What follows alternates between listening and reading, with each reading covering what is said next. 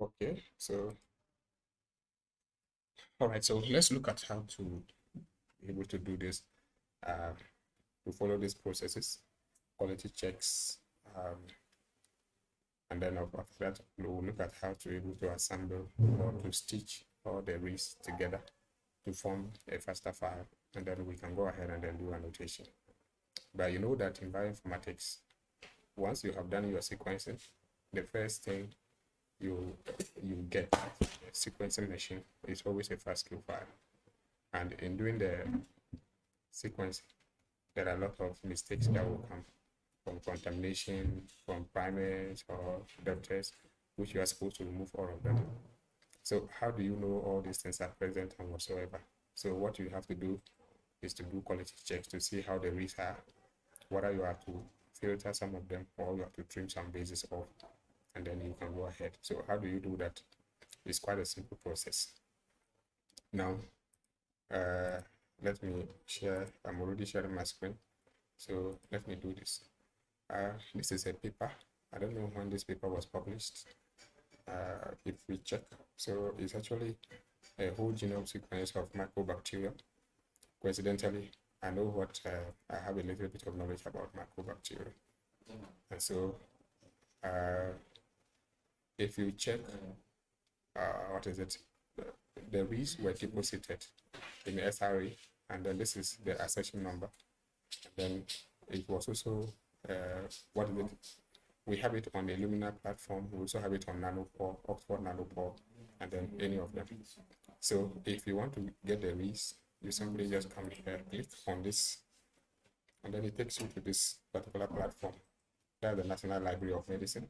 So you can come down here, see the same accession number, and then it takes you to this place. You see data access on top here. Just click on data access. I'm going to say no thanks. And then you can come down here, and then you see all that we. So it's actually a paired and read. This is read 1, and then this is read 2. Right. So we can actually copy the link here, and then go and download it direct into our what is it, our platform or our Linux platform, or we can also come here and click on FASTA or FASTQ file download. Then we download it directly. For instance, if I click on this place, it can actually come here and give me the accession number is still here. Now I'm coming here to say I want it in a FASTQ format. If I do this, it takes me to another platform, and you can see the downloading has started as it is here. But this is a long process. When you download, you have to create a folder, then pack all the reads into that folder, and then you redirect yourself to that place. Now, to make it easier, I'm going to truncate the download, and then I'll come here. Let's come back here, and then we go back to where we were. What is it, in a jiffy? So maybe I have to click on this, and then it will take us back to that place. Then we come to data access, and this is where we were. So to be able to download it directly to your, so you open your Linux environment like I have here, and so maybe you simply create maybe a folder or a directory. I have created one already, which I call it the assembly. And so what I can now do is I simply just come back to my browser. I want to download the read one, so simply right click, you see copy link address, and I'll just come like this. I'll just copy it, go to my Linux command, come here. I've already created this folder called assembly, so I will simply just come here and say wget, and then when I do that, then I add the link. Now when I run this, it will download it completely into this. When it finishes, you do the same thing for the read 2. If you see R1 means that's read 1, as you can see R1 here.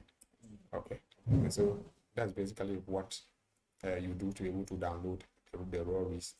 Now, because I've already downloaded, let me clear my screen a little bit and you see what is there. So I'm going to say, if I list, you can see that I have my read 1, which they are all zip files. So my read 1 is here, which is a zip file. My read 2 is also here, which is also a zip file. But all that you are seeing is to tell you that you have already done the work. I'm not showing you the processes. This is the assembly output, but don't worry about that. So we are now going to check our quality to see how the reads are behaving. Let's assume that you've already downloaded the two of them. So the next thing is to make sure that you install your FastQ on your PC or on your Linux terminal. So for me, I've already installed it. So I have my FastQC, and then I'm simply just going to do like this and then try to see whether it is there. So you can see that my FastQC is there. If I pull up all the way up to this place, mostly you see usage. You see, so the synopsis is like you have your FastQC, then you have your sequence file 1, your sequence file 2, all the way to your sequence file n. So you can go like that all the way. So it's going to generate all the quality information that you need, and it will keep it in the directory in which you have created. In this case, I have created a directory called assembly. So I'm now going to do my FastQ of one of them. So this was the first one that I did. So I can just simply change it, this one to R2. And so I'm now going to do the FastQ of the next read, which is my read 2, which is already found here. So if I do like this, if I run it, so now it's checking the quality for me like that. After that, it's going to generate the quality information that I need. And then I will know how many bases are bad, how many, what is it, the reads are bad. And then I can begin to do my training there. So now it's complete. If I come and list this particular, it's always good to clear the screen list. So my Control L clears the screen. I'm coming to say ls. And so when I list, you can see that I now have my FastQ, which is here. I also have my FastQ, which is also here for the read 1 and then the read 2. These are the zip files which were there already.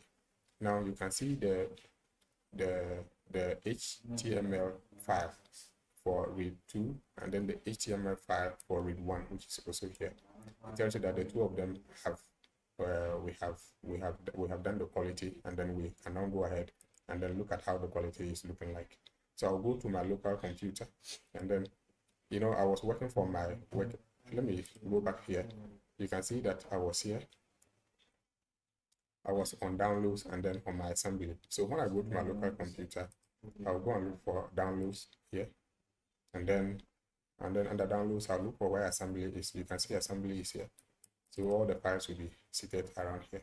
So now when I come, I can look at the HTML file, which is here.